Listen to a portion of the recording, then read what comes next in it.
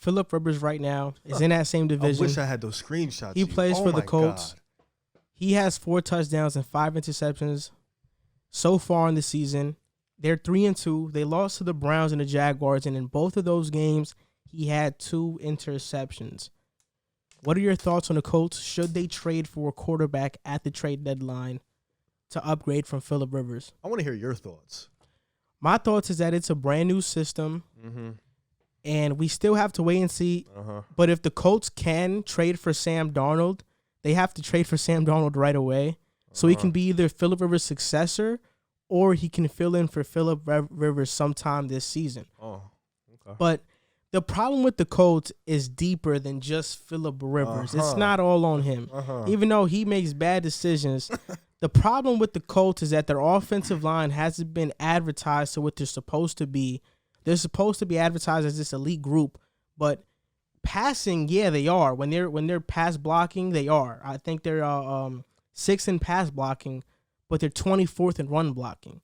Phillip Rivers was supposed to go to Indianapolis to manage the game and to just be a game manager, but a veteran, right? An upgrade from Jacoby Brissett. Absolutely. They were supposed to rely on that running game. Marlon Mack gets injured, and Jonathan Taylor, because their run blocking hasn't been so good, hasn't been that guy that people thought he was going to be coming into the league. We thought Jonathan Taylor was going to be a top 10 running back off a rip. I still think he's been solid, but like you mentioned, the run blocking hasn't been there. So But when you think about what he had in Wisconsin, he shattered so many records. So John Taylor was, and running backs, when they come into the league, they come out swinging. They come out as, yeah, I'm here, I'm ready. Josh Jacobs last year, we knew he was a top running back as soon as he got to Oakland. But also, I feel like the Chargers and the Colts position kind of switched, right? With the Chargers, the problem was they didn't have an offensive line, and their receivers were really good, but they didn't have any time to throw to them. And Phillip Rivers isn't athletic, so he can't do what Justin Herbert is doing now. With the Colts, your offensive line is good, but your receivers aren't. T.Y. Hilton is a good receiver, even though he's getting older in age. Against elite corners, T.Y. Hilton gets shut down. Their second best receiver is Zach Pascal, average at best. Michael Pittman was up there on the depth chart. He had to have surgery, so he's Michael done. Pittman's on IR. Paris Campbell out of Ohio State, he's on IR. Their third best receiver is this guy named Doris Fountain. And then their tight ends are Trey Burton, who hasn't been good since Philadelphia in his first year in Chicago. When he left. And Jack Doyle, who's a blocking tight end. So I don't think that it's all on Phillip Rivers. The Colts have some problems on offense. And at this point in Phillip Rivers' career, you can't ask him to throw the ball 40 times and expect to win games. So let me ask you something. If you're the Colts, would you give up a second and a third for Sam Darnold? Absolutely. I would do it before it. Joe Douglas hung up the phone on me, because if you put Sam Darnold in that offense, the Colts might be a playoff team. I think they are a playoff team. I think they might win the division if they had Sam Darnold at quarterback. Because so what you're saying is Sam Darnold is better than that guy? Phillip Rivers? Yeah. At this point in time, yes. That's interesting. Yo, remember when you hold on, because this guy, remember when you told me in the summer, you said Phillip Rivers is going to have the Colts winning the division, and he's going to play one of his best seasons he's played in a while. Remember when you told me that? Yeah, we're 5 games into the season. No, I'm just making sure everybody remembers and that you remember what you told me. You talking about he's some get Sam Darnold. He might not be playing towards the middle of the season. That's not what you was telling me. There's so many different reasons for that. Yeah. Sam Darnold has superstar potential. What? You get him in Indy. I agree with that. You get Sam Darnold in Indy with Frank Wright, an offensive-minded coach. He can succeed.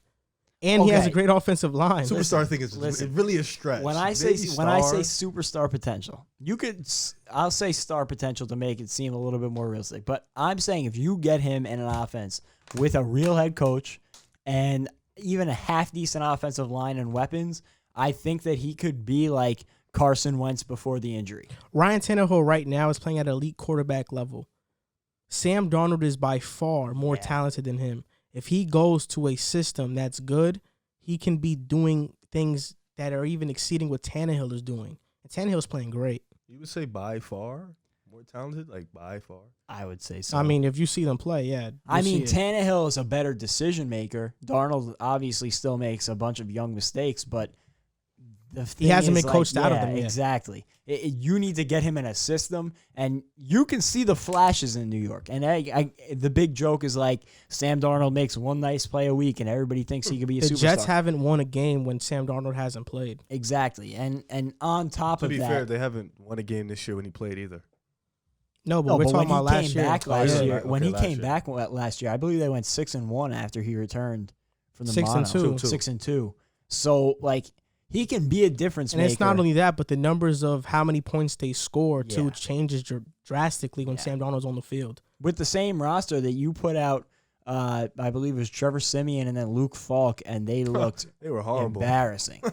and literally all you changed in that offense was Sam Darnold versus one of those two guys, and it was a whole new world. So, I think it's there, but he's got to end up in the right spot. I think the Colts would be a perfect place for him. He could learn under Phillip Rivers, and you would be buying low. You would be buying extremely low on a guy that was the 3rd overall pick just 2 years ago, right? Mm-hmm. And maybe a 3.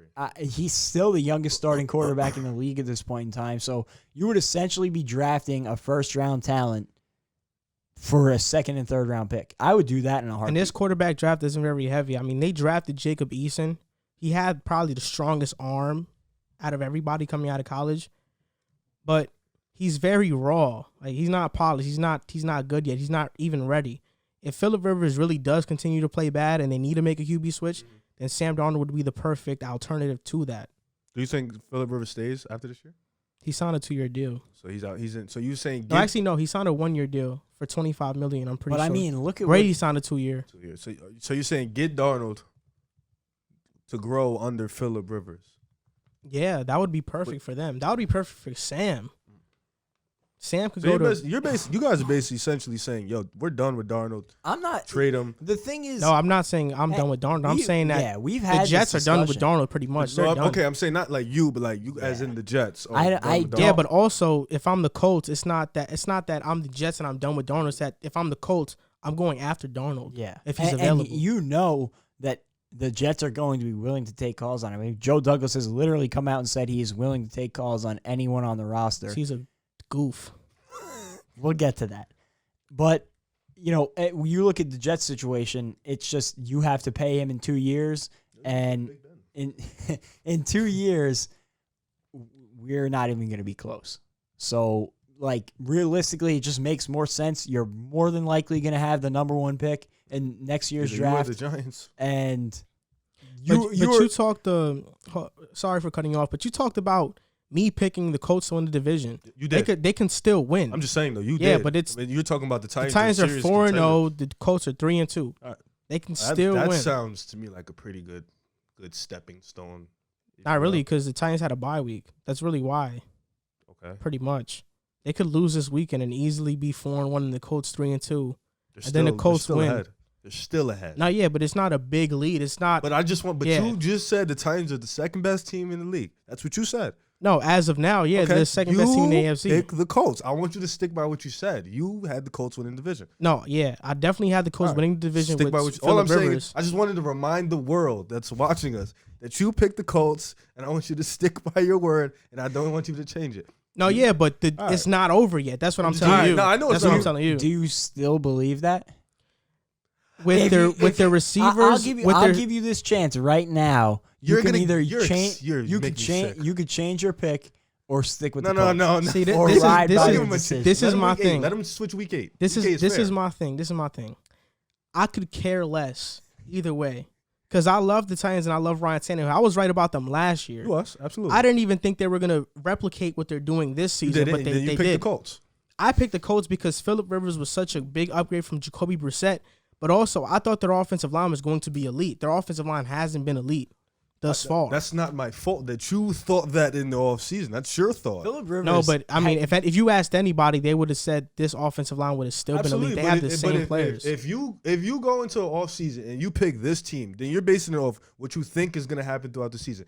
if it doesn't happen, that's not anybody else's fault but the team. But you pick them with the thought that, this possibly could happen, that they could not play this great. But you're going off the assumption that they will play this great, and they're not. But that's not my fault. Do you think that Jacoby? Yeah, that's not my fault either. I know, because if I pick them based off that, that's not my fault. I don't want either. you to come in here switching picks. I want you to stick by your word. No, I didn't switch picks. I'm just saying. Don't give him a chance either. Let him stick by his word. It's extremely close. The gap is extremely close to who can be first place in that division. So if you want to call me wrong 5 weeks into the year, that's fine. No, I'm just. But we'll waiting. see what happens week 17. We'll actually see. No, but you're then talking about have an actual argument. You're talking about Phillip Rivers is about to get benched. You told me he was. I didn't say play. he was about to get benched. When did I say that? You just said bring Sam Darnold. He's probably not going to be playing. You just said that. No, did I not say if Sam Sam Darnold said that, bro? I didn't say Phillip Rivers was about to get benched. I said that you could bring in Sam Darnold in case Phillip Rivers keeps playing bad. And then what you can put him in, right. or if anything happens, if Phillip Rivers gets injured, you got Sam. Oh, okay. There's just a bunch of ways. I mean, same thing with Carson Wentz. That's why you have Nick Foles, and now you have Jalen Hurts. That's why they drafted Jalen Hurts, because Carson Wentz is injury prone and he's not that good this year. Okay, I mean, do you think that Phillip Rivers has been an improvement over Jacoby Brissett? Honestly, I think he has, because Jacoby Brissett, he had better numbers, but the problem with Jacoby is that he wasn't really a risk taker. I know that Phillip Rivers, his problem is that he likes to play hero ball sometimes, and that's why he throws so many interceptions in the clutch, because he just wants to make a play. But I think he's an upgrade over Jacoby. Jacoby's a good starting backup quarterback, and he would be a good starting quarterback. Right? He would have been a good starting quarterback if you have weapons around him, if you got like the perfect team around him. But I think Phillip is a little bit better at reading defenses, but it's his first year in the offense. So, I just feel like he doesn't have that same arm talent that he did to make those hero ball decisions. You mean give him time to adjust? He's 39 years old. What do you mean give him time to adjust? It's not like he's to adjust to an offense. It's not like he's a 25-year-old about to be in this offense. So people don't adjust to offenses? Bro, he's 39, bro. I will say it did not help his case that they missed OTAs, training camp, absolutely, and all of that. Yeah, I feel like it's ridiculous to feel like it doesn't. That's for everybody. For KC, if you got a quarterback that's been in the offense for so long, it's second nature to them. Everybody missed OTAs. Everybody missed the same time. Okay, name me one player who got into a new offense this season and is playing lights out phenomenal. You said lights out. Nobody. Okay. Nobody. Yeah, it's 5 weeks into the year. Phillip Rivers is still learning the offense and trying to know everything about it. As a veteran, a guy like Phillip Rivers, a star, it should take him a little faster than most people. Not really, because you got to get reps in. And it's hard to learn a playbook. It's not easy. Yeah, I mean, as a star, Phillip Rivers, he was this god he was talking about. And he was messaging. He was talking about this guy is great, amazing. No, yeah, but I feel like you're underestimating how hard it is to learn a playbook. It's not easy. No, I just think it's easier for veterans who's been an all-pro QB, who's been to Pro Bowls, that I think they get it a little faster and easier than like a regular QB. They should, but they got to get reps in. It's only been week 5. We had no preseason. That's true. COVID's messed everything up.